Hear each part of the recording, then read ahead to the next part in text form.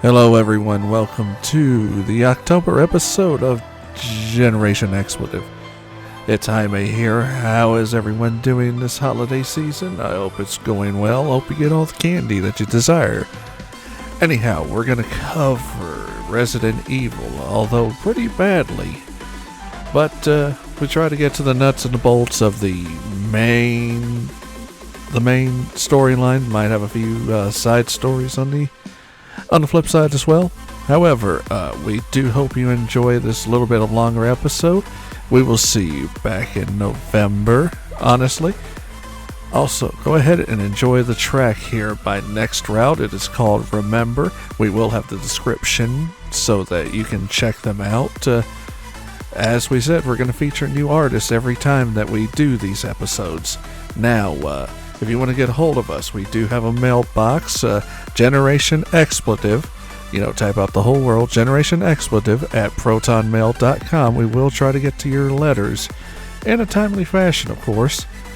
So, kick back and enjoy the beat as we go into the episode. There were a few audio bugs that we tried to clean up, but Zoom was not cooperating as it needed to. But it is what it is. Have a good one. Listen to the rest of the beat as it carries into the episode.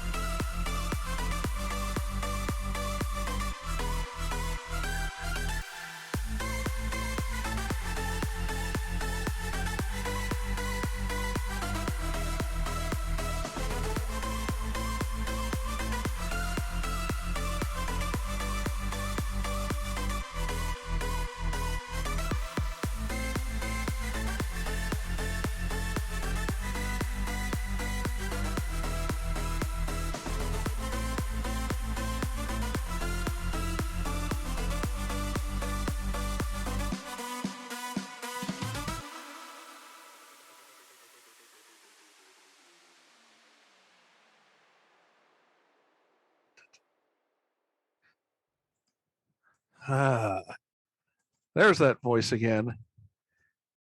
She sounded yes. she sounded more English this time. Maybe they're adapting. They possibly be adapting. Who knows? What do you figure?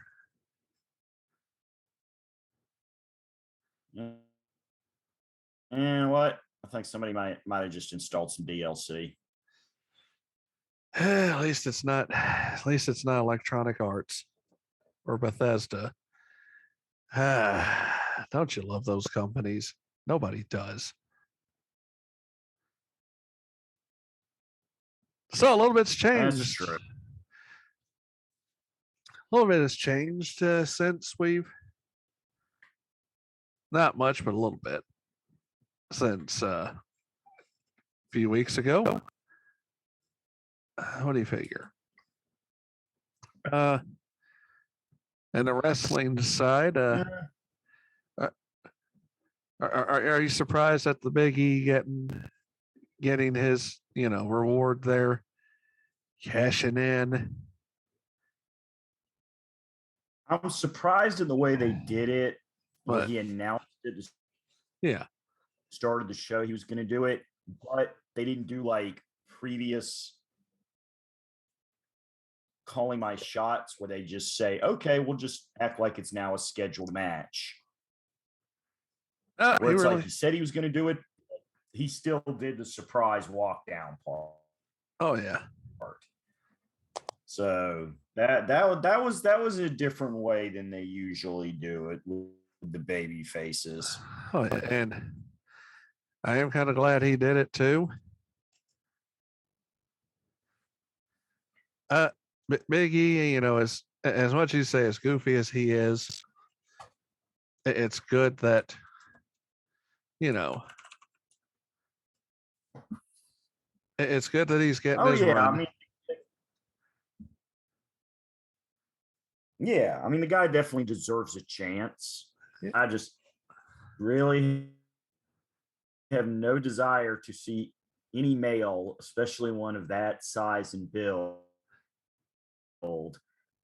making gestures like he wants to Halo style teabag me, especially when we're not even like in the ring fighting yet. He's just like up on the ramp from miles away, just no non-consent. Right. And also, I'm going to get this stuff out of the way too. Did it in the last show. We're probably going to keep doing it on this conversation we have. I know we talked about it off, you know, in our personal time and all that. We will advertise the suicide prevention lifeline and the telephone number because right now people are going through some shit. But you know what? Indeed. But you know what? This is one of those don't give up on yourself. We're talking to you, Mr. and Mrs. Doesn't matter if you're male, female, if you're trans of any persuasion, or however you identify yourself. If you're a kid, if you survive these latest disasters, if you're a native or a veteran, can't list the number, can't list all the people that need help, but you know what? Doesn't matter. I can speak English, I know. You can get your help. Help is there for everybody, and even if it is as simple as just somebody to talk to so you can vent and get stuff off your chest.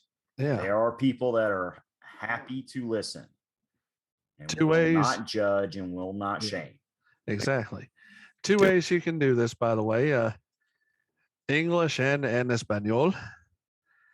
800-273-8255 or 800-273-TALK, or go to suicidepreventionlifeline.org.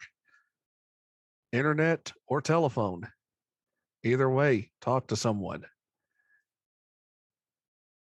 Most definitely. Now to get to real quick though, I do want to throw this out. What you got? I want to throw this out for a random stuff before we get to the meat of the topic. Yeah. I just want to say that even with some publishing delays, as of the time this recording goes live, the last issue of Immortal Hulk should be on the newsstands. Yep. One of the all-time great Hulk runs. Definitely the best one since Peter David's Iconic. Yeah. I mean, I've loved some of the recent runs.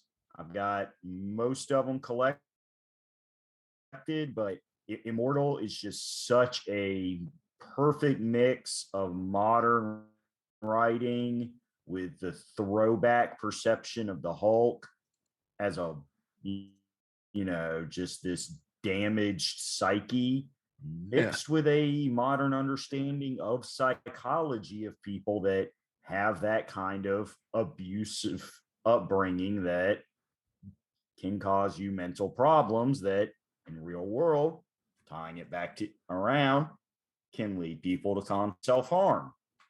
God knows Hulk himself has tried that, or rather Bruce has tried that a couple times in the comics, and Hulk quite literally intervened by forcing the transformation. Yeah, that's some strong pages. Yep. When you see Bruce there, and it's like, okay, wow, this is serious. But yeah, I would say anybody who has not noticed Immortal Hulk over the last few years, 50 issues, couple one-offs here and there, but it's all over your digital platforms, and I'm sure it's got the trades if you like the physical features, but on the mental health conversations. Oh yeah. I will say definitely give that run a try. You can you can binge the whole run because it has ended, and it has ended because the author has told his story, not one of these Marvel canceling because they're bored things. Yeah. So yeah, that's my plug that's tangentially related. Definitely. And also we are sorry, I'm buzzing. I don't know why. I might be too close to the mic here. Am I good? I was about to say either that or it's that bee in your bonnet. Could be. But I think that's what it was. All right. So oh God. Total Rescue Rangers. Oh, flashback. Right. Total schedule. Do you remember that episode with the crazy lady that was like obsessed with bees, and she had like the bee hypnosis rock song? Buzz, buzz, can't you see you're not the bee for me? Yep. I remember that. I don't know why, but just every so often that line pops up in my head. That you just kind of go, okay then. All right. Another off track. We've moved the schedule around. Not ever search for the Rescue Rangers on DeviantArt. Yeah, don't. Please don't. Or what's that? Pixiv. That's the Japanese version. Just don't. Woo. Yeah, no. Just don't. All right. I stumbled into Pixie once, and that was a quick turnaround. Yeah. Too much for your wee brain. I know. I remember that. So let me get the schedule out of the way. Monday we'll have a show coming. One that I'm doing. Tuesday I will do a little bit of the gaming over Stadia. Wednesday is your replays. Yep. Our YouTube version of the live stuff. Yeah. Also on a couple other live stream platforms on late Tuesday nights if you don't want to wait till Wednesday. Yeah. Since don't know exactly when your Stadia streams will be running, so yeah, I'm gonna mostly do them earlier. Yeah, I was about to say usually you post yours earlier in the day so you could watch the Stadia streams and then segue into mine. Yep. We are still in the middle of my 2-month Halloween magnum opus, Ghostbusters. Yep. 3rd year, I'm completely devoting it to one game series like that. Kind of sort of semi-modern, not a full remake game. Right. Okay, another. If you enter the NES chip tune, it's blast. Okay. Got to get that nasal muffle too. Yeah, and watch as James Rolfe loses his mind.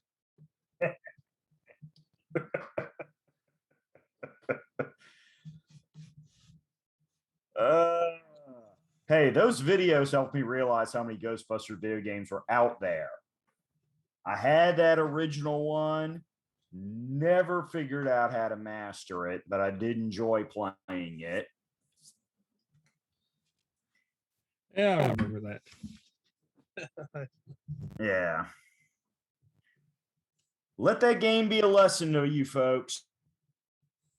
Never ever pick up a major, huge movie license and then try to be Russian cheap and just reskin an unrelated game.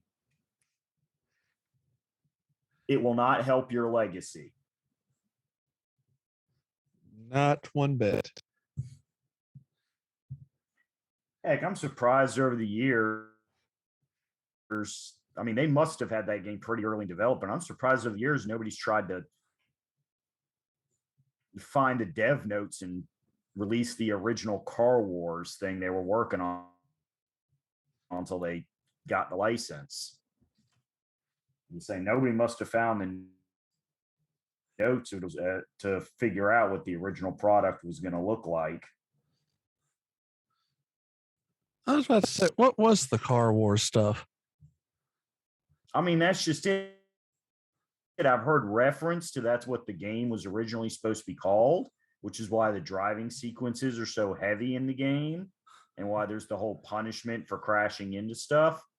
But as I said, it must have been so early in the process, or what notes the devs had, they've been careful not to let leak online, because I've never seen a definitive breakdown on what the game was supposed to be. And a lot of those last minute reskins that eventually surfaces. So if anybody has that information out there, hit me up on my Twitter. Because I would love to see what the Monsters NES game was supposed to be. That would be something to see. Because again, once you figure out the awkward mechanics of that game, it's not a bad game. It's frustrating. Yeah, it really is. Difficulty learning curve, but no, it's not. It's not an empirically bad game. Right. So, yeah, hold on. Where was I on the schedule? Speaking of games that involve dead things, should we get into the main topic? Lots of dead things. Or did you want to stall a little longer? No, not that. And I'm trying to figure out what the humming on my end is, but who knows? But we'll get into it. For those of you who don't, well, I was going to say real quick. Go ahead. Quick, the gag, if you do watch my stream, I jokingly refer to the game as Ghostbusters Relicensed because it's officially remastered as the billing on it, but they didn't change jack from the PC version, which is what I'm playing. Yeah. Well, no, what happened is the problem is the developer or the publisher lost the Ghostbusters license. So another publisher basically bought the rights to the game, re-released it, and just changed the opening crawl to have their studio logos on the front and just a quick text screen in memory of Harold Ramis on it. After that, after the opening crawls there, it is apparently 100% the same game. So I jokingly call it Ghostbusters Relicensed. Who had the game at first and who has it now? Was it Atari? Well, see, that's the gag. If you're looking at, because remember there were three versions of the game: the realistic version, which is what I've got, which is what I'm playing; the stylistic version, which was on the Wii, which is what I played when it first came out, and then the stylistic portable version, which was on the DS, that I've not bothered with. It's basically the stylistic version, but they stripped a couple. Okay, let's see. Okay, the original publisher was Atari. publisher was Atari. Okay. Currently, the PC digital this is where we get into some legal fun here, folks.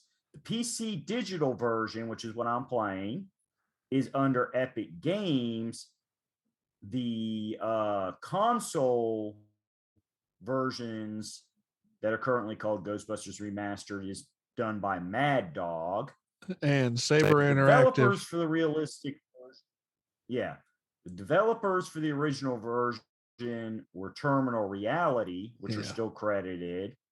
And the slight bit of tweak work, as I said, with like the opening crawl and stuff, was done by Saber Interactive. The stylized version was Redfly Studio. Stylized DS version was Zen Studios. That's a whole lot to take in. That's what I'm saying. Like, Atari farmed that development out. Like, all three versions were farmed out to a different group. And then with this remaster thing, it's just, And that's one of our problems with the video game industry right now. Everything. You can't just point at your company and say, we make video games. Some people are publishers, some people are developers. Sometimes the developers will farm out the audio work to a different studio. Pretty much. Or they'll farm out the movie sequences between the levels to a different studio. I mean, it's just some of those crawls on these modern games are ridiculous. But So here's our segue. That's your legal fun, folks. Atari bought. Yeah. All right. So we ready for the main event? Yeah, let's get to the main event because this is our segue. You're talking about complicated and handing off to everyone. Oh, we got one. Have we got one? You wanted me to discuss that? That may be a podcast for next spring or something. Something like that. After the new year, we may have to do. Okay, this is how IPs actually work in the real world. Yeah, we really should do that one of these days. So that's going to take me a whole lot of business law learning because that's what I'm taking next year. Believe it or not. Well, that's business what I'm saying. That's definitely that's what I'm saying. Give us a good spring time. That'll give you another 6 months or so to study up. Yeah, because hold on, let me see when I get business law in because I'm going to look at this. It's what people should know is that I've got a hell of a course load. All right, I'm looking at on my time here, but so you wanted to talk about dead things. Yeah, since in a previous year, my Halloween-themed ramblings already discussed the greatest franchise involving shooting dead things, House of the Dead. Well, yeah. Feel free to watch it along with many other great videos I've done. Oh, and by the way, I was wrong. We're going to do the second best one. In your opinion, and the rest of the world, not so much. They buy this. They buy this by the ton. Not if you think about it. Hey, I'm just saying. And also, I'm just saying, old HOTD has some pretty strong Japanese arcade. Yeah, it does. It profits. Does. By the way, my next month, actually October, I start Financial Accounting and Business Law 1. Well, there you go. You heard that right. As I said, by say March or so, yep. Business Law 1. And I've also got, here's the fun one. Guess what I'm going to end up with in January? I told you about this. I've got one science course I have to take, and here it is. You want to guess what it is? Are you finally going to figure out foreplay. I figured that out a long time ago. I just date some psychotic women.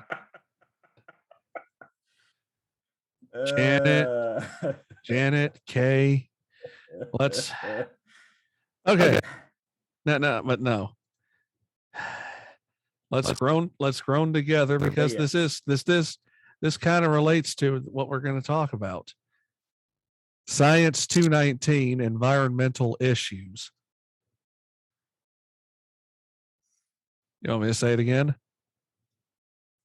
i.e., unleashing an undead plague virus on a small town is not going to help the groundwater contamination or your quality of life. Track the news. But at least I have accounting 202, which is managerial accounting. So I can rack up how much the lawsuit's going to cost my company. How about all the money? I do like, I mean, real quick jump into the greater ongoing lore, because I think people have figured out what franchise we're going to talk about tonight. Yes. I'd hope you do if you figured out unleashing a parasitic virus upon the world, just for the shits and giggles and to evolve humanity. And let's face it, I'll just go ahead and say it: Resident Evil, I do love that in the also known as Biohazard or Biohazard, depending on the country. Yes. No, I do love that in the ongoing lore, after enough incidents, the original Umbrella Corporation, you'd get the holy piss suit out of them and shut down. They do. Between the lawsuits and the federal government having to be like, okay, look, I know we've been getting some stuff from you on the back end, but seriously, that was a PR nightmare. We're gonna have to find the hell out of you publicly. We told you to keep this crap quiet. And I love that touch of reality. And then you have red umbrella and blue umbrella. Okay, now we're jumping ahead, but we'll get more into that later. All right, but here goes. As much as I prefer Sega's franchise of shooting the undead, I do give RE credit that they did inject that bit of reality into it. There's only so many times one company can keep unleashing the undead before the court system catches up to them. Whoopsie. Yeah, and it does. All right. Let's discuss how many times it's happened, both before and after the lawsuits. Let's harken back to 1996, by the way, because we're going to go all the way to 1996, and this is in kind of real time as well. 1996, you come upon a mansion, and the original PlayStation. Because you not say PS1, fuck you. Or PSX or whatever. Oh, hell no. I'm still trying to hold on. The name of the mansion, God blessed. It's a nearby. It's abandoned, but I think it's later on they tell you the name of it. Maybe in the remake, who knows? I don't. I'm checking my notes here. They don't tell you the name of the mansion, but all you purists out there, don't get mad at us. They really don't tell you the name of the mansion. This might be one rabbit. Not in the original 96 version. No. I don't think. That'd be one rabbit will tell us this is the name of the mansion. We'll be like, thank you, rabbit. Wait, hold on. Well, not really. Okay, for reference, it was eventually named as the Spencer Mansion. Yeah. After we're getting ahead of ourselves. All right, 1996. Stars, which is the special tactics. For those who already know a few things, Special Tactics Armed Response. Which also various other Special Tactics and Rescue Service. But yes, the original name was the one that you just said. On the game. Now, there's two teams, Alpha and Bravo. Bravo got sent in first, which, yeah, Bravo's literally the B team. They're like, this one might not be too bad, guys. Guys. Shit. We can't raise Bravo on the radio. Let's go. Is the radio not working? No, the radio is working. We just hear this crunching, munching sound. Okay, time to go in. Whimpering. Time to go in. Damn it. Okay, Alpha Team, go ahead and just turn your safeties off before you get into the mansion. Except they don't quite get to the mansion either because, well, a dark and stormy night, helicopter go down and go boom. No, that's actually what happens. Yep.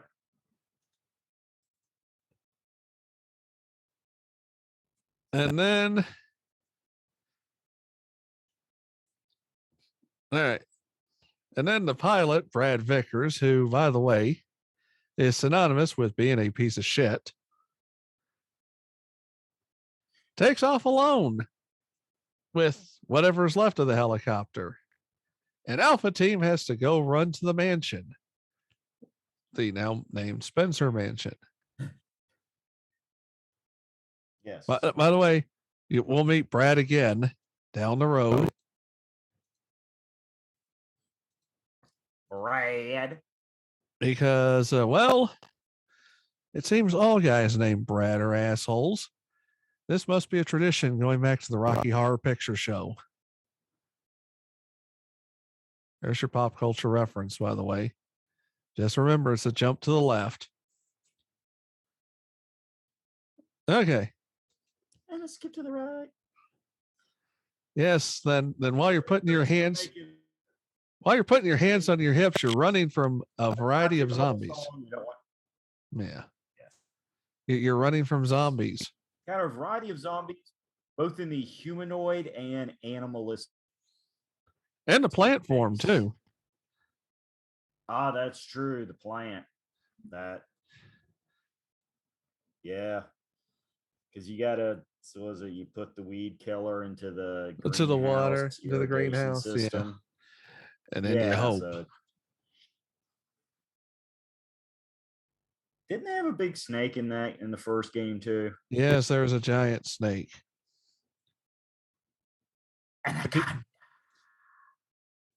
Hold on. I don't know, it might have been Python. It was a python. And if you have ophidiophobia, yeah, it's definitely not going to be helped here.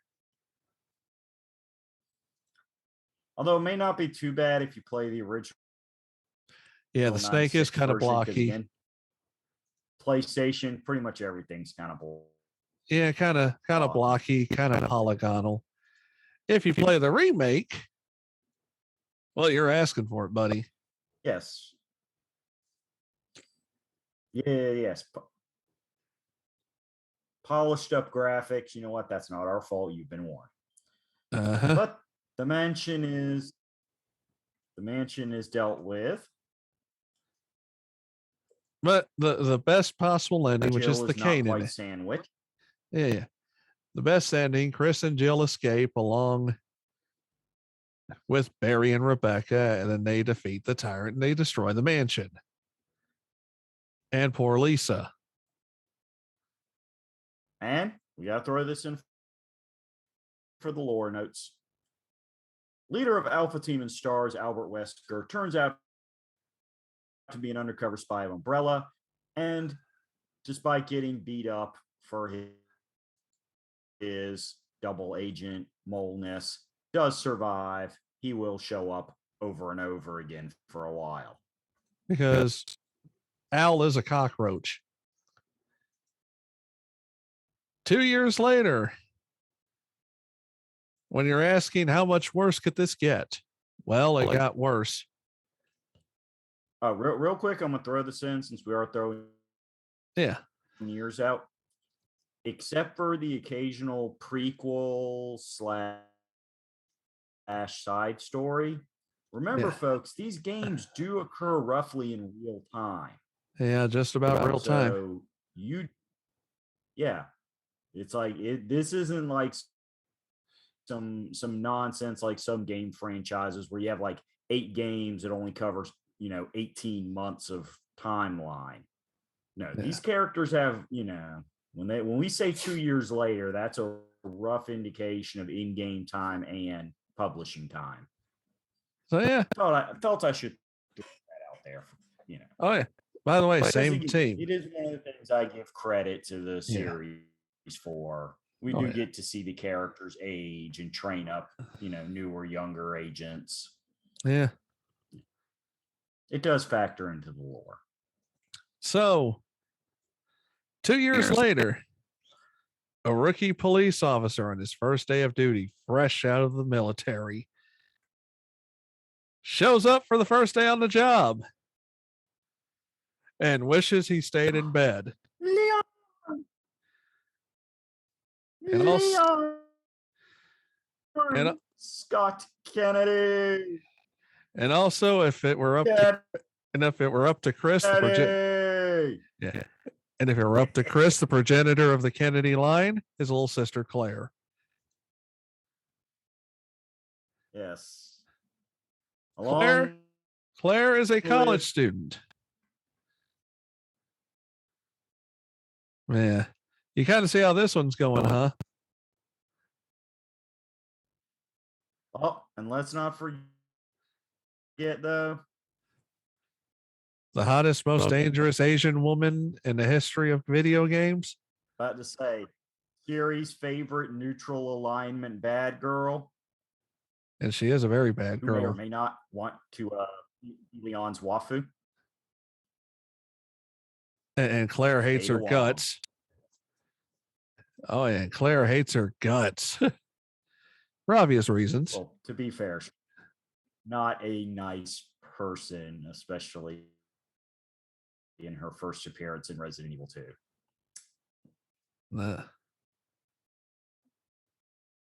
As I said, I find her entertaining because I like those neutral alignment. And also, there. It's like, even when I'm helping out the good guys, I'm still a bad girl. And also, in the live action movies, which we'll just gloss over, we're not going to mention them because fuck Paul W.S. Anderson. Oh, Lee Bingbing did play her, who is equally just as attractive and bad girlish. Oh yeah, she was well. Once they started bringing in the video game characters, most of them were adapted well. Yeah, but yes, they also meet little Sherry, who's the actual only innocent party in this entire fucking escapade.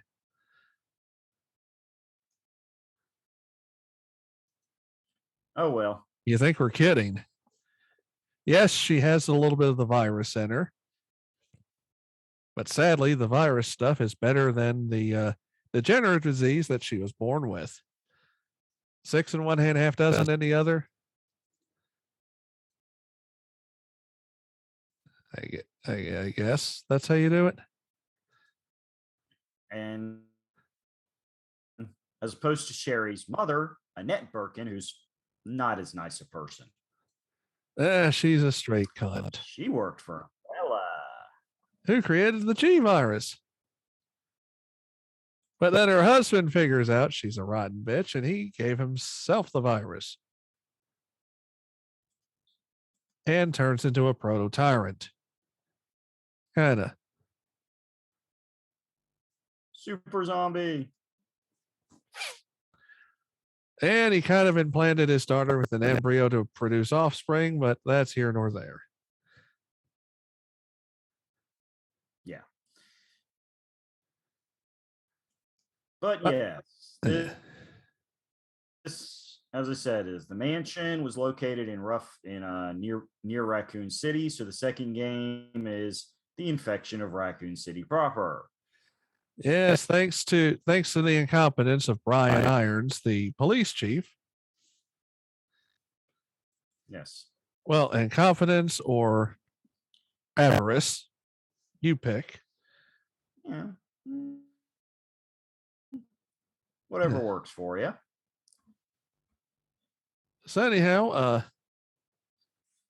but the run through basically, William turns into super mutant that mutates into whatever the hell that becomes. Super tyrant is, yeah, whatever you want to call that.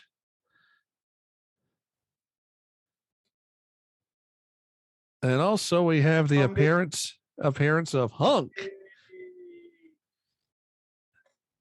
Also, yes. The name ain't original. And remember, that is spelled in all caps. Who knows if he is or isn't? We don't see under the mask. Spelled in all caps. So yeah, Hunk gets his piece of the G virus. Ada gets her piece. And Leon decides, fuck this shit. I'm re-signing up with the government. Again, we're not kidding. Leon decides he's going with the less and slightly less corrupt. Not by much, but slightly less. Now. Yeah, see, we should probably throw that note in that, that line earlier about the sheriff and the greed that, yeah, Umbrella was throwing some money around to try to silence what they were doing in Raccoon City. So Leon did not think much of his police department after finding that out. And said, hey, if I'm going to work for crooks, I'm at least going to work for better paying and better equipped crooks. Which, since Claire survived, she had, similar reaction. She wanted to finish college first, but she took a business card. And then, went to go look for Chris. Not a one and done. Also went to go look for Chris. Anyhow. Big brother. A year later, we get Nemesis. Oh, I almost forgot. By the way, Resident Evil 2, Mr. X. But he's not going to be relevant until later down the line because, well, we need memes. We need the power of memes. So, yes. Resident Evil 3, Nemesis. Resident Evil 3, Jill Valentine returns. Although she's had better days. Yes. Now, this is technically kind of a side story game. Yeah. As first half of the game occurs 24 hours prior to Resident Evil 2, and the second half takes place 2 days after. Yeah. So we're still in Raccoon City. However, it's showing stuff going on in different areas of Raccoon City. Clarifies more on exactly how badly the T virus messed things up. A lot. Yeah. Which, by the way, remember we said that you'd probably be waiting about 3 years for Brad to get his. Well, Brad got his. As he's pounded in the country gravy, by the way, by a new creature called the Nemesis T-type. And well, they have this particular type has a special mission. It's programmed to target any surviving STARS member. Go ahead, do it. I know you wanna. STARS. Which, by the way, for anyone that's listening in on our conversation, if you're wondering why Nemesis is one of those things that you don't want to run into, he carries a rocket launcher and he shoots it like a pistol. Yeah, He's a big boy. Yeah, he's zombie thick boy. So Jill has to rely on the UBCS, the Umbrella Biohazard Countermeasure Service.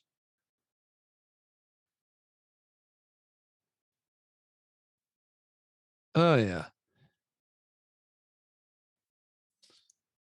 Anyhow, Nikolai Zinoviev is going to be your main idiot.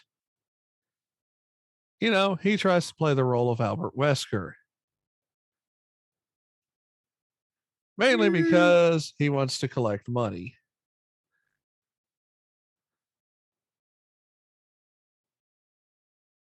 So, depends on what happens. Basically, Jill and another member, Carlos Oliveira, escape with Barry in his own personal helicopter. We're not sure how. It's Barry. Do you doubt Barry and the Colt Python? I would not trust Barry farther than I can throw him. And that's not very far. The man is thick. Nope. Anyhow. And my upper body strength is impressive. Yeah. Anyhow. Basically, they have to use a railgun to defeat Nemesis because, again, this is a creature that fires a rocket launcher like a pistol. That, and let's be honest, everybody wants to shoot a railgun at least once.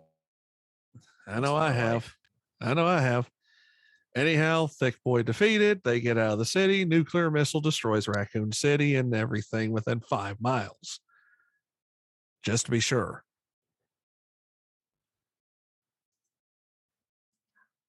You know, just be sure. That's true. You know, again, zombie virus. You really don't want to leave any survivors, and you know. So then next year, decide to say, you know what? Let's really screw with people's heads and not put a number on this next game.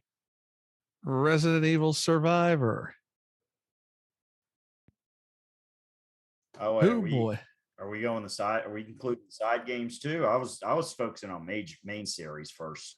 Well, we're going to get back to the main series, but just to tell people that they kind of went in the left field in Survivor and Code Veronica were kind of released. That next year, the year after that, Survivor 2, Code Veronica, and Gaiden, which nobody wants to talk about.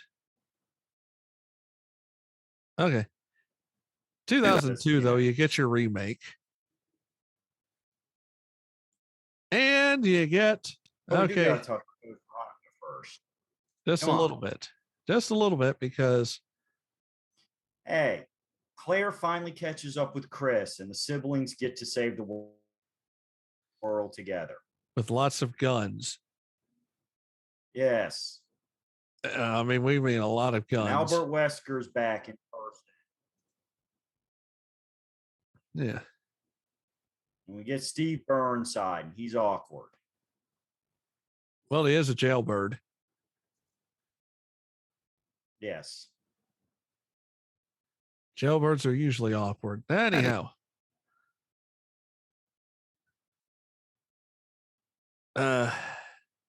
Basically, we meet Alexia Wesker, who is just as psychotic as her big brother. Or wait, Ashford. Wesker, Ashford. Who fucking knows? Alexia Alfred Ashford. I know you're confused. I am too. Anyhow.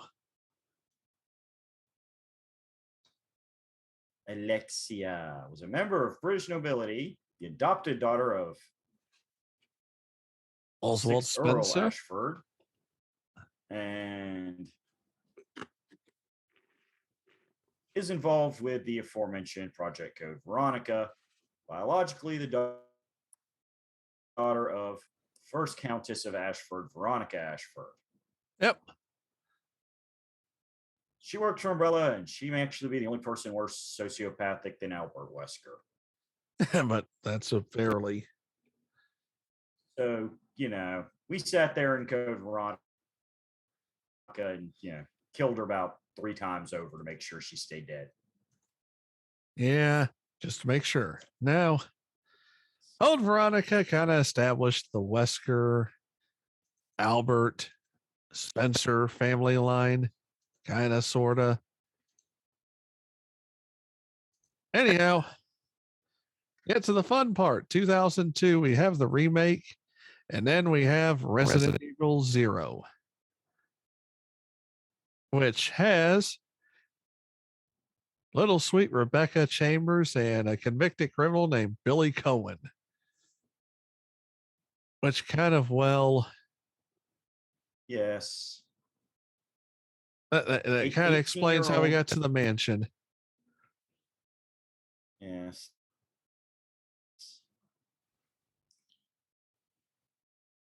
Nothing like a barely legal chemistry graduate playing medic for a fictional equivalent of SWAT. But basically, Billy's a disgraced former Marine Force reconnaissance officer who is to be executed for killing 23 people, they claim. Which, by the way, you find out that, he didn't technically kill people. Now, they kind of ceased being people after 72 hours, give or take, whenever the virus sets in.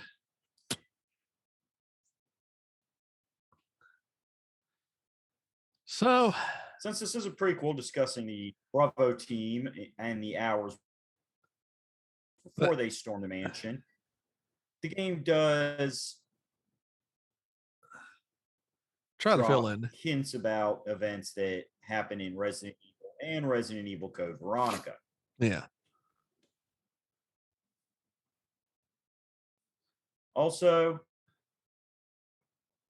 amusingly, for a prequel, since we now know Albert Wesker was the asshole all along, playing the game in any difficulty level will unlock Wesker to play the game as Albert Wesker.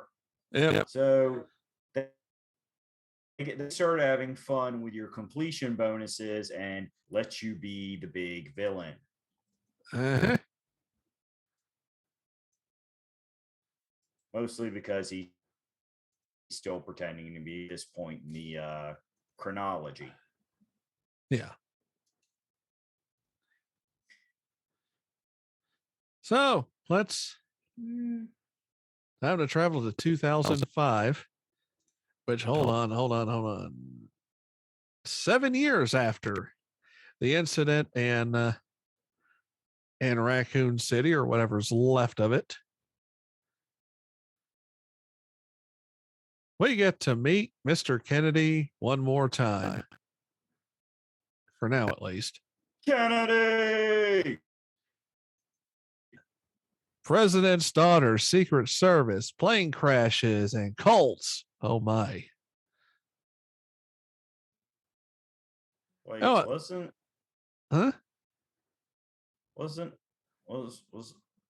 plane crash and a horrible post-apocalyptic jerks president's daughter wasn't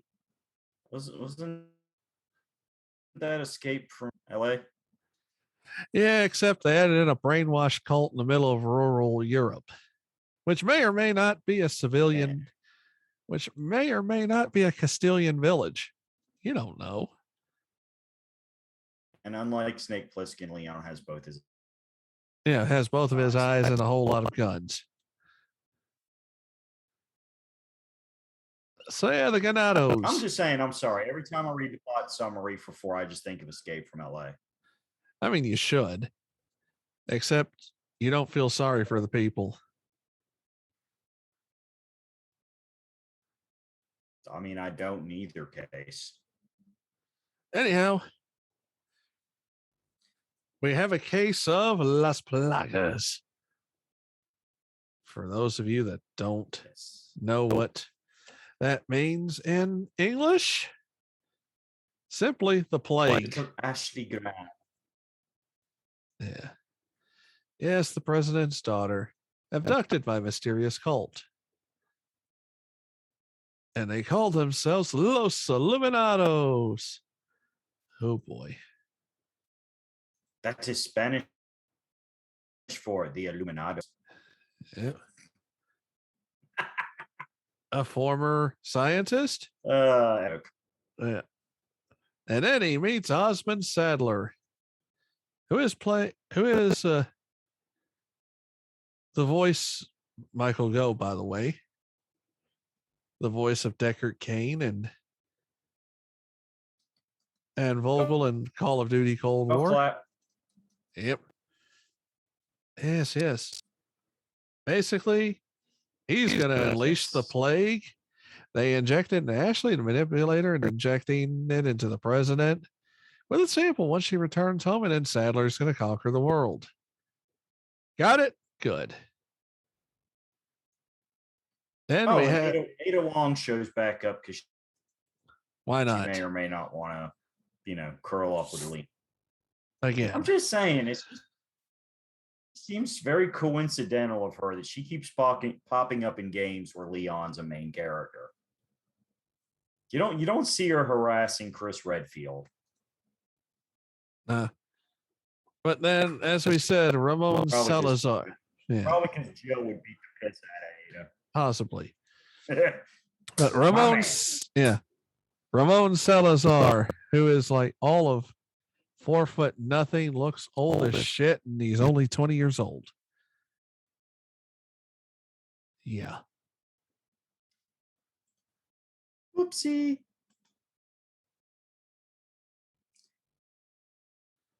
But Sadler, Luis finds a sample of Las Plagas and the cure for the infections. Sadler kills him and takes the sample, but forgets the pills.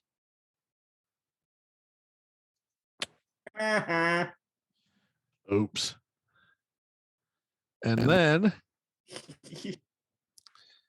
you run into Jack Krauser, who is a former member of the Green Beret that Leon was in, believed to have been killed in a helicopter crash 2 years prior, who actually instituted the kidnapping. But you find out Ada and Krauser are working with Albert Wesker. Who would have thought?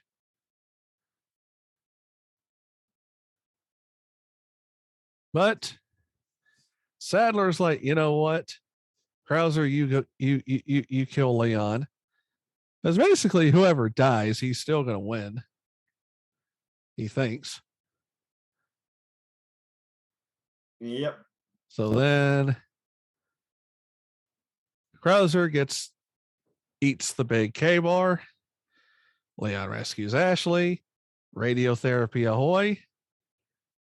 And he and Ada team up to kill Sadler. And despite the fact that they pretty much taste the same, K-bar is not one of those organic, non-gluten, non-GMO protein shakes. No, it's just hard metal. It's 1,000% of your daily dose of iron. Admit it. That pause was because you were rolling your eyes. It was, but at the same time, I'm like, I can roll with this. So yes, Ada leaves them in a lurch with a sample, but she does provide him with a jet ski as the whole island goes boom. Which leads us to another 4 years. More importantly, offers him a jet ski and some wink, wink, nudge, nudge overtime once the president's daughter is no longer around. Just say it. As I right. said, we're not sure what Ada wants out of Leon, but she seems to keep popping up when he has missions. So, the controversial 2009 Resident Evil 5, also known as the I'm Getting Offended edition. Was this? That's the one in Africa. African? That's the African one. But we got Shiva, who's pretty hot. Shiva. Anyhow, Shiva's fun. People think there was racism in this game, although even the British Board of Film Classification was like, shut up. Trust us, the same villains in this game are a manipulative white man that's basically controlling people with a parasite. And he's also British, which would be one Albert Wesker. We should point out for those people keeping track of the lore that as we had hinted earlier about joining the slightly less corrupt federal government level, most of your main characters, as of the last couple games, most definitely in Resident Evil 5, now work for the Bioterrorism Security Assessment Alliance, the BSAA.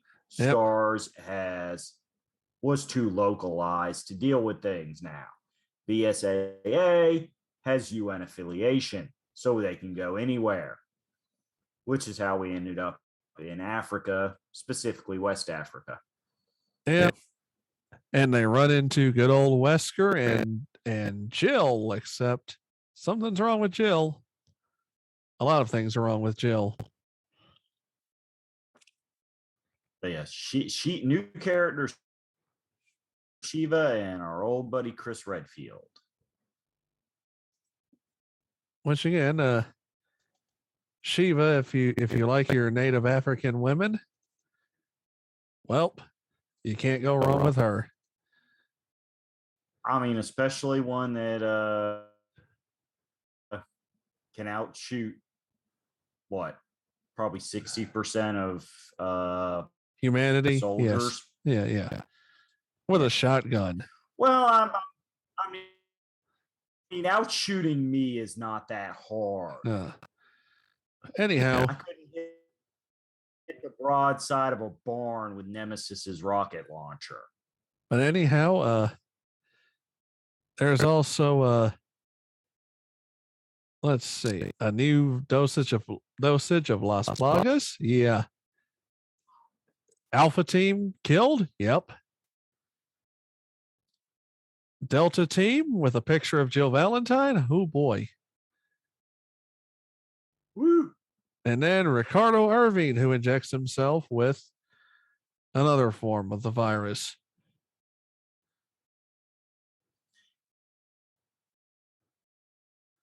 Basically, Shiva is wondering if her captain is still alive. Chris is wondering if Jill is still alive, and they both decide to forget to call headquarters.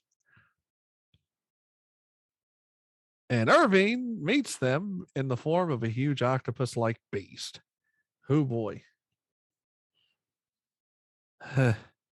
Yeah, Wesker falls into the classic recurring villain trap where he gets beat so much he decides to forcibly upgrade himself with experimental biotechnology.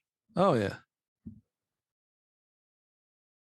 So what do you do when you got something that's turning into a potentially no longer technically alive, but definitely no longer human asshole that wants to kill you? Kick him into lava. Uh-huh. Anyhow. Magma. Because that stuff's hot. Anyhow, Wesker does fight dirty. Yeah, Wesker does fight dirty along with Exeligion, the CEO of Tricell, who's also been developing the Ouroboros virus, the updated T virus and G virus and WTF virus. They escape to an oil tanker and they leave a brainwashed Jill Valentine to fight them until Shiva figures out that there's a mind control device. and they break it. Yay. Also, Ola Excella drops a case of syringes, and Shiva's like, we might need these actually. And Yes. Excella also gets the other villain trope. She gets infected.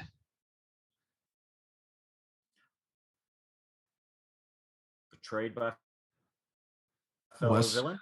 Yes, good old Wesker. Oh, by the way, you want the biggest laugh? Jill actually recovers her brain to say, hey, by the way, Wesker's got to take this exact measurement of these syringes, any less or any more, and he turns to a monster or dies. And as you said, lava. Lots of lava. Very hot. But then Wesker tries the Rao routine. You know that routine, don't you? Yeah. It's just a flesh wound. I'm feeling better already. Yes, but Chris and Shiva are rescued by a helicopter, which is piloted by the lovely Jill and the good Captain Stone. He tries to drag the helicopter into the volcano.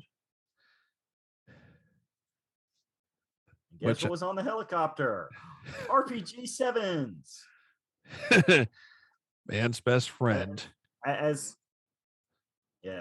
What does RPG stand for again? Rocket propelled grenades. When you want to reach out and touch someone and then say fuck you and the guy right behind you. That's what RPGs do. When we want to explode you from a distance. And we don't want to waste time trying to aim our trajectory. We're going to explode you. We're going to explode the volcano you're half laying in. We're going to solve 3 problems at once. Redfield, yeah. And then Chris Redfield gets to pull a Tommy Dreamer. Jill Valentine, Shiva Alamar. Hey, I'm hardcore. Let's do this. Which leads us into RE6. I just got canceled. Probably. About 5 times over with one sentence. Possibly because ECW fans are pissed at me. People that are pissed at Tommy Dreamer right now are pissed at me that I reference him. They'll Chris live. Redfield's pissed at me. Okay, that's the worst one to have pissed at you. Because I'm gonna tell you why on this one, because 3 years later we get to Resident Evil 6. More BSAA shenanigans, but we've also got the DSO with their captain, one Leon Scott Kennedy, and the BSAA captain, Chris Redfield, mercenary Jake Mueller, and also Ada Wong. Wow, chicka fucking wow. Also, it gets better. Then we have their respective partners. Chris has Helena Harper from the Secret Service. Jake has Piers Nivens, a BSAA sniper. And Ada,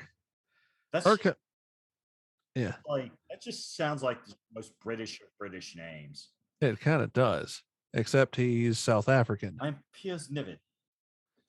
Yeah, he's South African. And Ada Wong, who now has her Yeah.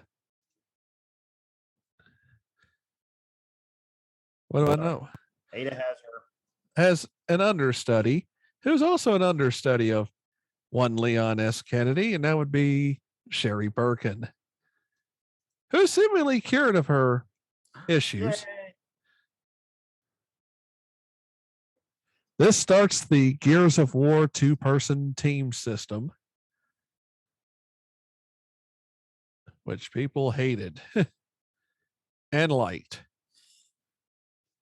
It's kind of six in one hand, half dozen in the. By the way, Jake Muller, who is voiced by Troy Baker, by the way, great voice actor and musician. He's the son of Albert Wesker.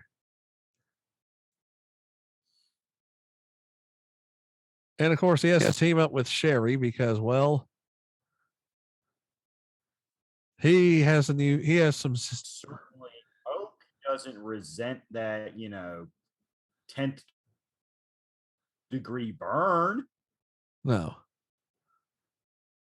Anyhow, Jake has a new virus in him called the C virus. But they've got a large problem. The Ustinek, the newest weapon. So basically, we've got Chris and Piers who are deployed to combat the infected population. And they're attacked by the leader of Neo Umbrella, who claims to be Ada Wong. Except, well, dude, Japan got such a better cover of this game. Yeah. Anyhow, we just had the boring cobweb looking 6 against a static background. Yeah. They had like 8 people on their cover looking all intense and ready to shoot. Oh yeah. Man, if you didn't already know what Resident Evil was, you would just look at the English cover and be like, man, what is this? I can barely even tell this is a 6. I had to look at the side spine. So anyhow, basically a new town called a whole lot of stuff happens. Chris goes into exile, post-traumatic amnesia. Sherry and Jake's extraction is screwed, and they're captured by Ada for 6 months. The president decides, hey, I'm going to talk about Raccoon City incident. But then basically they get attacked by another bioterrorism attack by Neo Umbrella. Only survivors are Leon S. Kennedy and Helena Harper. And they're forced to kill the president. Also, the real Ada Wong shows up. Wait, is this the same President Graham from the earlier game? No, it's Benford. Who was Leon's former CO when he was in the army. So he's extra pissed. Basically, the real Ada Wong shows up, and they learn that NSA's Derek Simmons was responsible for this. They fake their deaths and go to China. During that time, Jake and Sherry escape. Yeah, you get the idea. Yeah. So Chris recovers his memory, by the way. There's another part. Yep. Yeah. Chris recovers his memory. They confront Ada. Leon's like, yeah. Look my waifu.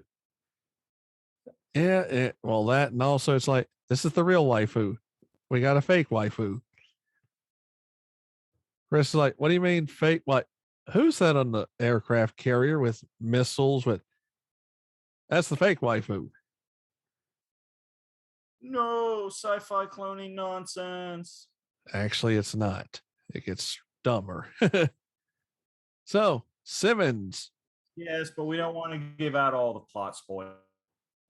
But basically, yeah, people actually play some of these games. True. Simmons gets infected. Hilarity ensues. Besides, we still have like 20 games to cover. We only got 2 more in the main series because I'm not going to try to cover the 3,000 of them. Anyhow, Imposter Ada is a scientist. Well, we at least got to talk about the Revelation games. They're possibly. Canon. Oh yeah, they're canon. Yeah, but let's face it. Ada makes good. destroys clones. New assignment. Leon and Helena are deputized into the DSO. Chris remains with the BSAA with a new squad. Sherry also continues as a DSO agent, and Jake starts a new life, pretty much fighting bioweapons. We're not sure what happens after that. Trust us. He's happy. Mostly because after 5 and 6, we're going to touch on Revelations real quick, but yeah, after 5 and 6, they kind of went, you know what? It's kind of strange. Lost the plot on some of this stuff. We might need to take our time thinking up a way to reinvigorate and refresh next time we do a numbered game. So yeah, but yeah, Revelations is. Well, before that. Yeah, Revelations along the same time as 6. It's chill. It's HD. Chris and Jill. Yeah. Yep. It's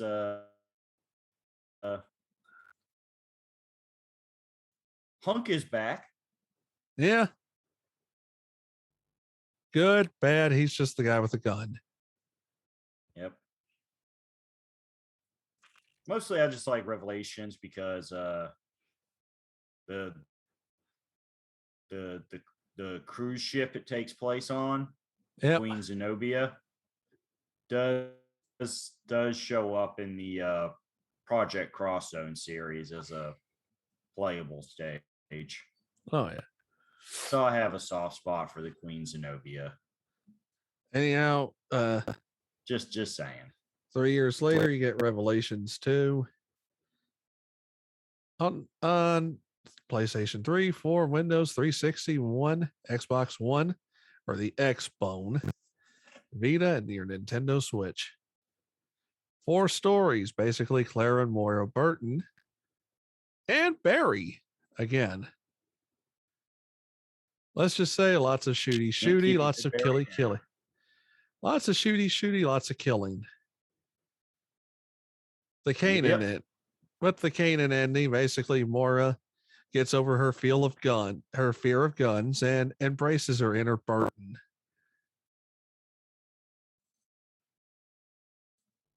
Lots of stuff dies. Now, what's interesting about this, real quick, on a behind the scenes note. Yeah. Several of the English voice actors were credited under aliases. Yes, they were. Because they apparently were not the classic VAs. Right. Claire Redfield went under the alias James Baker.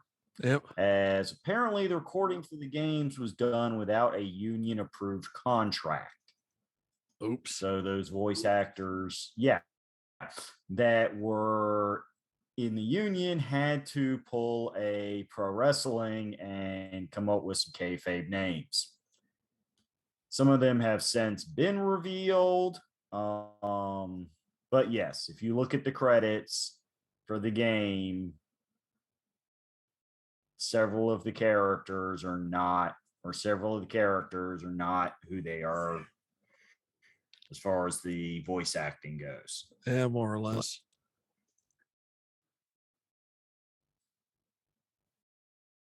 Again, it's one of those neat behind the scenes stuff that not every podcast is going to discuss when discussing Resident Evil games. They kind of did some work with the union on a couple games. All right. Because sometimes not your friend. Nope. All right. All right. So let's go ahead. Let's discuss. Yeah, let's go to 7. You're going to say? Yeah, let's go to 7, which, by the way, creates a hilarious Final Fantasy Mystic Quest situation. I did mention at the beginning of the series of the lecture that Resident Evil is known as Biohazard in Asia. So Resident Evil 7, which stylized the 7 as the VI and L in evil, subtitle itself Biohazard just because. Except in Japan, they flipped it, and it's Biohazard with the 7 being highlighted most of the Z and subtitled Resident Evil. Wink, wink, nod, nod. Cover it for you. That covers it. They responded better than Europe did with the Mystic Quest debacle. Yeah. So anyhow. Yes, but the Mystic Quest debacle is a whole other kettle of fish. So I don't know. I like to just go evil hillbilly. Oh yeah. Speaking of hillbillies.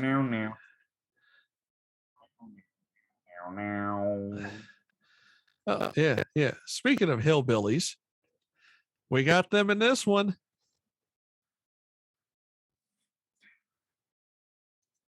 And of course, the introduction of the RE engine, which is not the Resident Evil engine. That's not the official name. It's actually Reach for the Moon engine. But it is so much fun to call it the RE engine. Yeah. So and you get a new main character in, because as I said, they took their time to make sure they refreshed some concepts here and went back to basic. Because remember, when you become over convoluted, recall the Princess Bride. He told me to go back to the beginning. Which it took him about 5 years to do that. This is what I got hired for the beginning. Yeah. A derelict plantation in Dulvey, Louisiana. Anyone who's ever been to Louisiana. Big house. Yeah.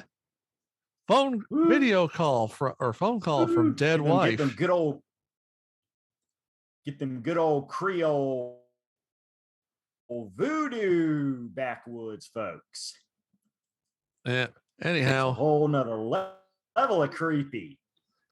Yep. So then, but yeah, Mia finds her in the mansion, finds her in prison in the basement. Then he has to kill her. Before you go, wait, he kills his wife? Yeah. Well, the good news is he had already thought he was dead, so he was emotionally prepared for her to be dead. We then have a series of bakers who may also be cousins as well as spouses. Except for Zoe, who tries to avoid the family, much to her credit. There's always one in every family that's just got to be different. But Zoe's like, so here's what's going on. Yeah.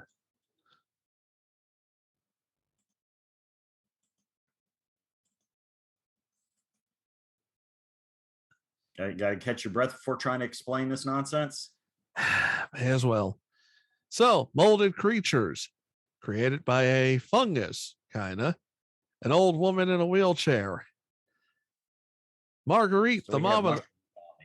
Yeah, Marguerite, who manages to, to be nice, to put this into context. And you know this, I've seen bullet wounds, I've seen guts, I've seen visceral stuff. I've seen brains splattered, I've seen a person get impaled by a drill. None of this prepares you for the grotesqueness of Marguerite Baker.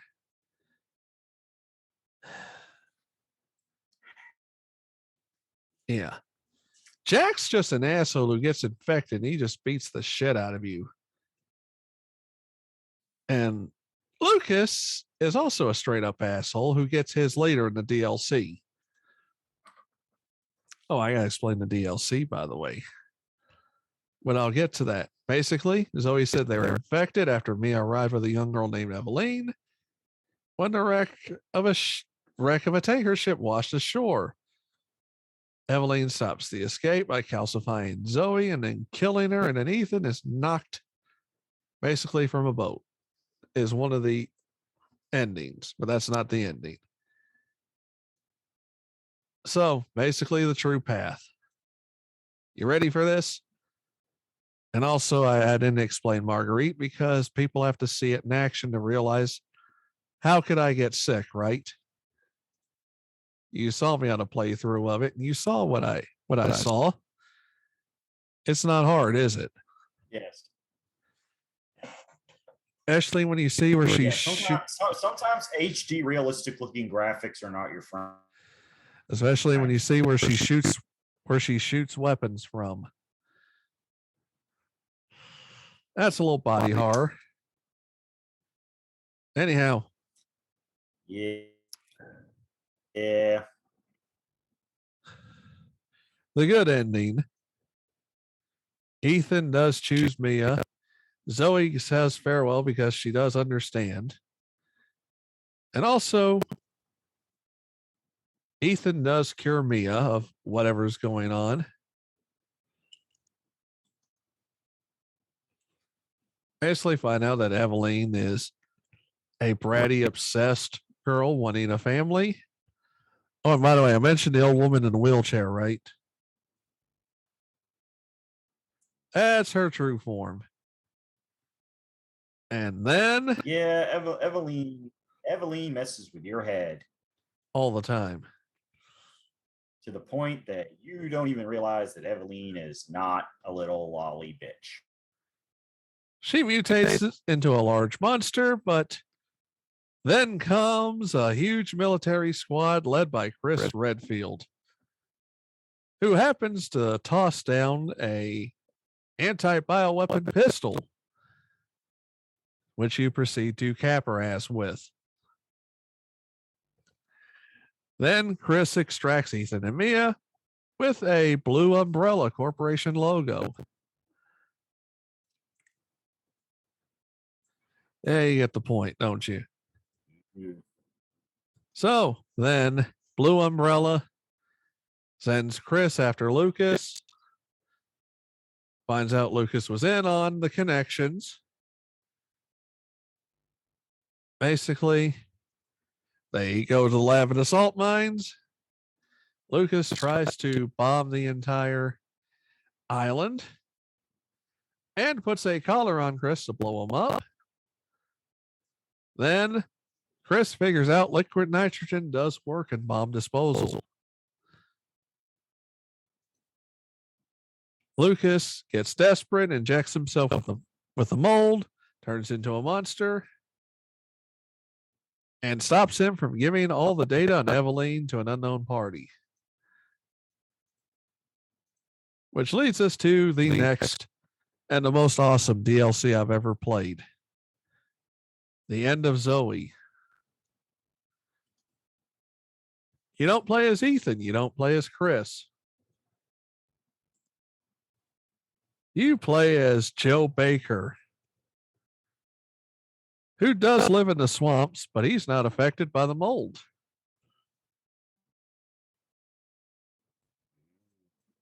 You're wondering how this game plays out, aren't you, Dave? Since you did praise this DLC, Joe, give a quick run through, then we'll knock off the last one. Yeah.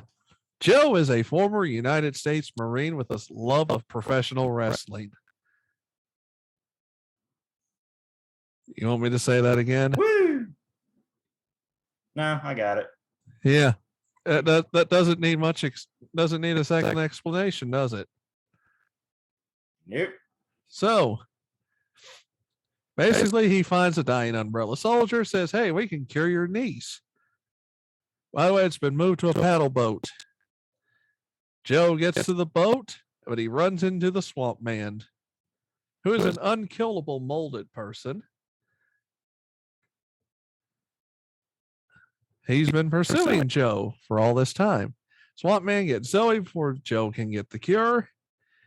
Then they go in an infected portion of the swamp. He finds Zoe in a church, and Joe is ambushed by Swamp Man once again, who's revealed to be her dad, Jack. Jack tries to throw Joe into the swamp water to die. But Joe washes up near the mansion, finds himself in the battle between the molded and Umbrella, and he recovers an Umbrella power gauntlet. Yeah. Yes. Chris Redfield rates it a 9 out of 10 on BSAA.com. We'll get to that later on why. Anyhow. Not too much later, as I said. Not too much later. But anyhow, Joe proceeds to Joe proceeds to use every pro wrestling move on his infected brother, ending him with a power bomb. I'm not talking the regular power bomb either. I'm not talking about the one like Kevin Owens where he did the pop-up power bomb, or this little indie-rific power bombs. We're talking like Big Van Vader. School. Yeah, we're talking Japan Vader. I'm doing this until your brain pops out your eyeballs. Yeah. Perfect form, lifts him up, drives him straight to the ground. Anyhow, he destroys Swamp Man. They cure Zoe. She gets a phone call from Ethan. Ethan kept his promise. Unlike a lot of the characters in Resident Evil. Which means good guy Ethan. He's such a nice guy. He gets to come back for the final game. For now, final. 2021. This past year. Game as it just came out. Village. Yes. Which does have the 8 imposed. An Eastern European village pulls straight from the Victorian era. The map is huge. It is action focused, kind of going back to 4, but not too much like 4. That makes sense. Yep.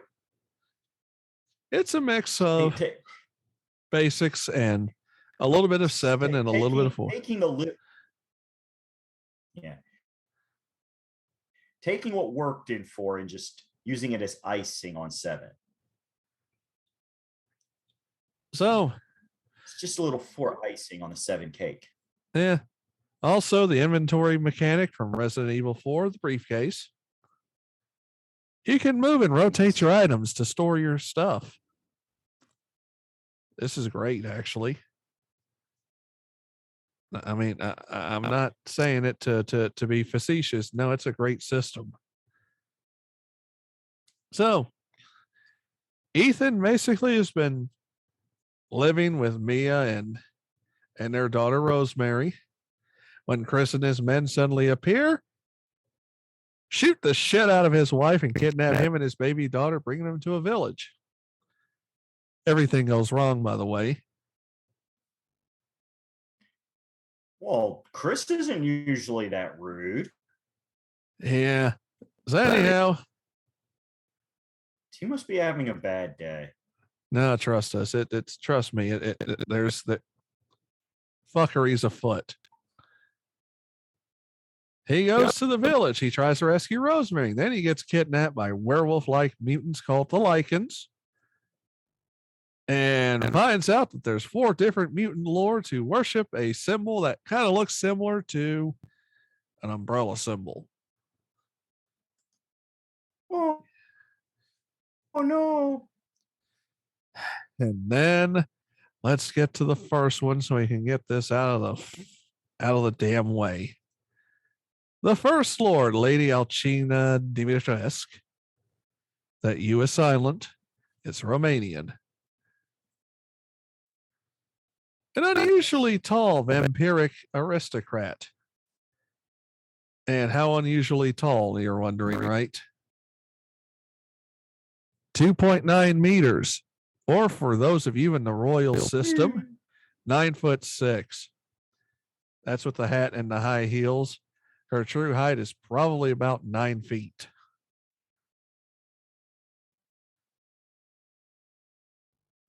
Basically, a 1930s era buxom, and we do mean buxom in the literal sense.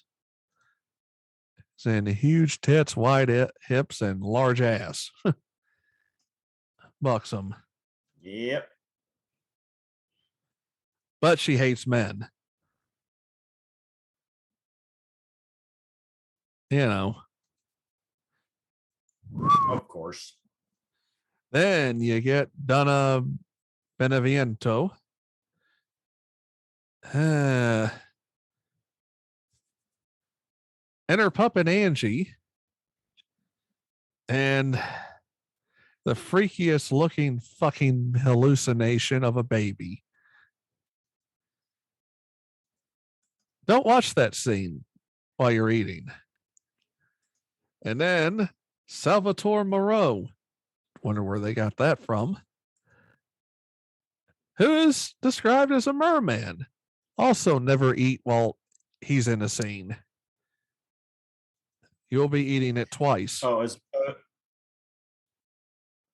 as opposed to your merchant buddy who's just dashingly handsome. Oh, yeah. I'll get to him in a minute. And then we have Carl Heisenberg, who can manipulate magnetic fields. And is the leader of the Lycan. So we need to get some of those plastic guns they always shoot Magneto with.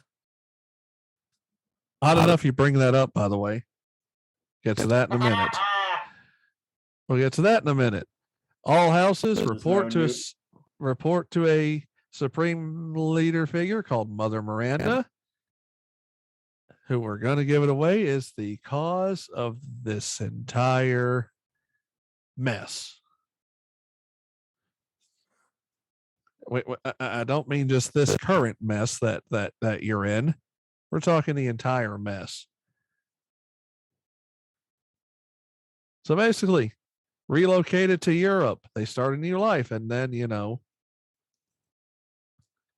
come in, kill Mia, abduct Ethan and Rosemary. Then the truck gets crashed by the Lycans.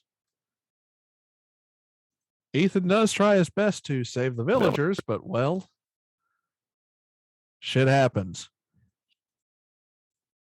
Then more Lycans than his gun can handle.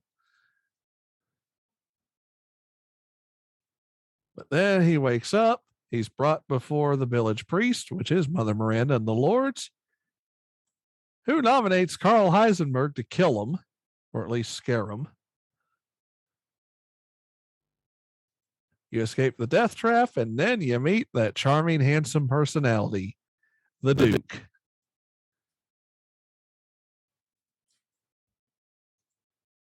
Am I charming? Yeah, he's huge. He's big. He's thick. He snacks, but he also helps you on the attack. He is a humble merchant, after all. Just a humble merchant. Yep. Then again, you do figure out that everything's kind of fucky because Rosemary's in 4 different flasks. They kind of cut her up and dissected her a little bit. Then, basically, while he's killing people, Ethan finds out that Hound Wolf is in the village. That's Chris's unit. He gets the flasks. And then Heisenberg is like, let's just kill Miranda together. as he figures out that Heisenberg's going to turn his daughter into a bioweapon. All right, you want to know the rest of the fuckiness? Oh, no. Want to know the rest of the fuckiness? Here we go. The Mia that Chris had shot was actually Miranda. Ooh. Yeah. The real Mia's been held captive for the last year. Well, that's awkward. Yeah, he was fucking Mother Miranda. Who'd have thunk it? Well, Mia had the baby, but you get the idea. It's complicated. All right. Longer gestation period. Because of, well, yeah. Because of stuff that you got to play the game to find out. Pretty much. Because, well, here is the part though that we do say that she's responsible for everything, because she was the mentor to Oswald Spencer, who used the knowledge to develop the T virus and the G virus and the C virus and the And the piss off virus. And a WTF BBQ virus. And yeah, let's just say that. Yep. That's one of those, you just got to play the game because your head's going to swim. Yep. Yeah. But yeah. So what? You know, what did you? There's a lot of stuff. Yes, there's various spin-off games that we're really not going to go into because we're already pushing 2 hours here. But yeah, we are. Besides the 2 Survivor games and Gaiden, we got Resident Evil Dead Aim, Outbreak File 2, The Umbrella Chronicles, The Dark Side Chronicles, Deadly The Silence, Mercenaries 3D. Yeah. Operation Raccoon City, which, by Umbrella the way, Corps, yeah, and Resident Evil Resistance. What was Operation Raccoon City? The other, that was the other. That was Hunk and his buddies, right? The attempt at Gears of War and the Resident Evil universe. Yes, it was.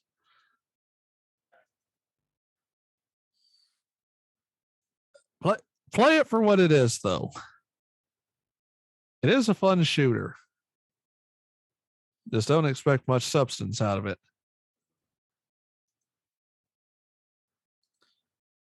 There is that. Yeah. In general, it's like this. Resident Evils, best Resident Evil games, as much as I, as I said, personally do prefer other franchises on a whole. Best Resident Evil games are truly some of the best, are some of the best video games ever made. And Village is when Capcom is on their game. Yeah, I don't know. I think we just need more time for Village since, as I said, it's less than a year old. Yeah, I'll give it that. Its place in the legacy is not 100% cemented yet, but yes, your most of your main series games are going to be good. Yeah.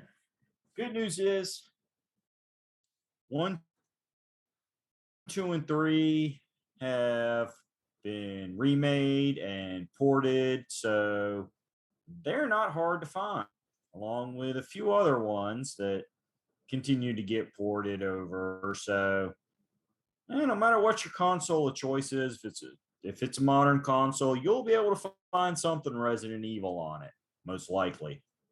Yeah.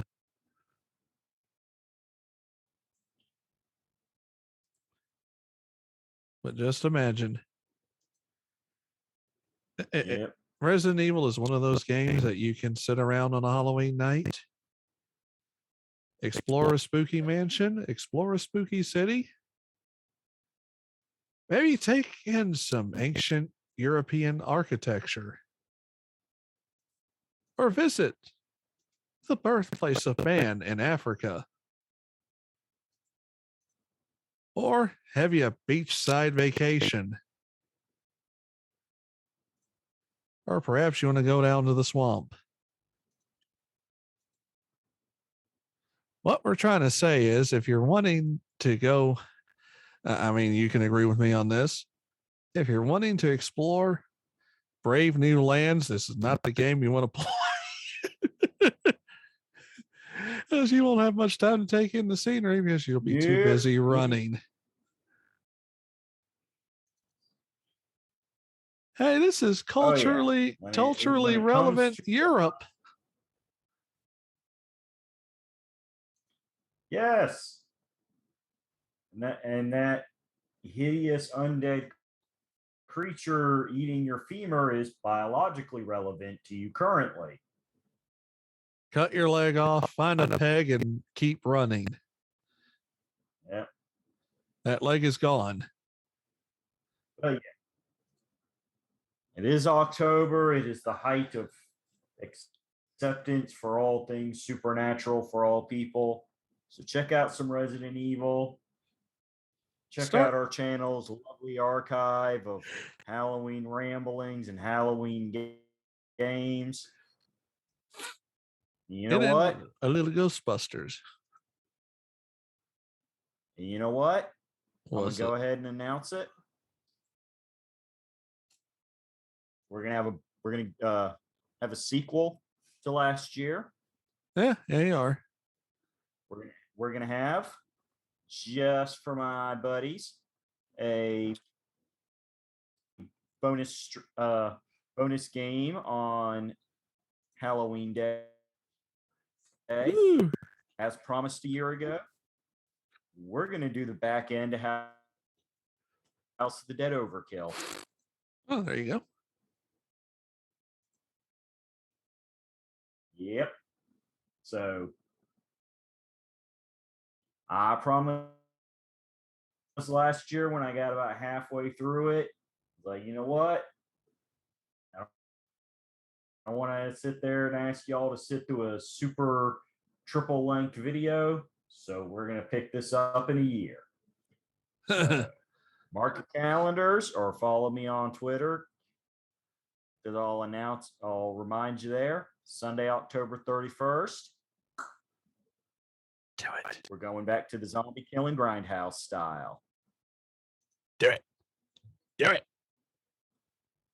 All right. Yeah. So, November. God, let's see. What was it? But to say, you were the one that was supposed to be writing down the notes of topic ideas. I usually do. We just didn't come up with anything for November, though. That was the problem. Oh wait, no.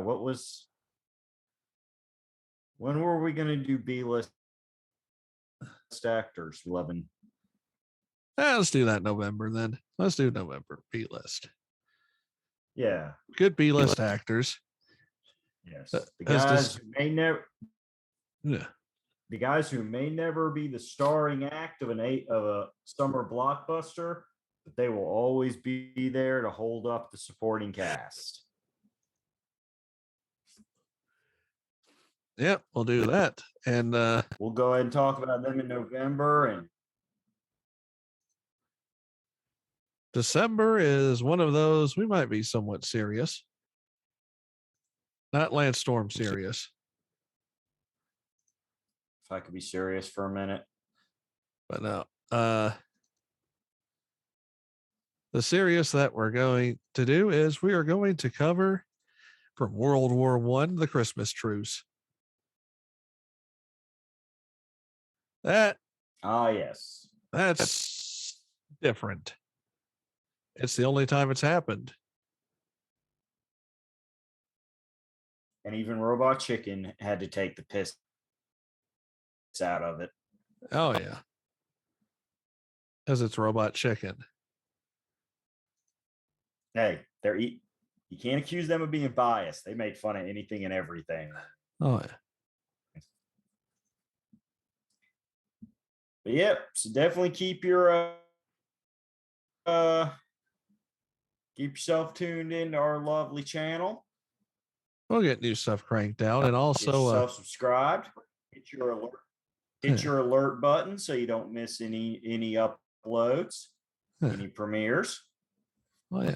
Drop us some comments and tell the algorithm to piss off, because you are not going to watch PewDiePie no matter what they tell you. Pretty much. Oh, that's our although Roger Wakefield is still my go-to for anything plumbing related. Oh, He's just got such a good sense of and Djibouti dubs. him Just trying because to play that VR plumbing game was that was hilarious. Did you catch that one? I did. That was hilarious. That was terror bad. But yes, we have a variety of fellow creators we do not mind advertising. Roger's one of them. Yep. Of course, Djibouti dubs, they're always hilarious. Yep. Especially when you get old Kathy Mitchell and their dump cakes. Lots of dump cakes. I got it. Kathy Mitchell sagas. Yeah. All right. Some Djibouti Hall of Fame there. It is. All right, we're getting to 2. Want some more recommendations? Hit us up on Twitter. Yeah. And also, I'm not on it obsessively, but I will respond within 24 hours to any communication on there. And our comments we try to answer too as well if you're not trolling. A lot of the people we do have commenting have been pretty good lately. Oh yes. Yeah. Anyhow, let's get to stepping, because you've got vacation. That's true. I have that vigorous packed schedule of nothing. sitting and not. No. Hey. Every 5-6 months or so, you got to take some time for yourself. Oh yeah. It's good for the mental health, which brings us back around to the beginning of the show. Correct. All right. That's it. I'm heading out. You're heading back on vacation. In November, we'll get to talking about Clint Howard and Wallace Shawn. Various others. Yes. All right, man. Bye-bye.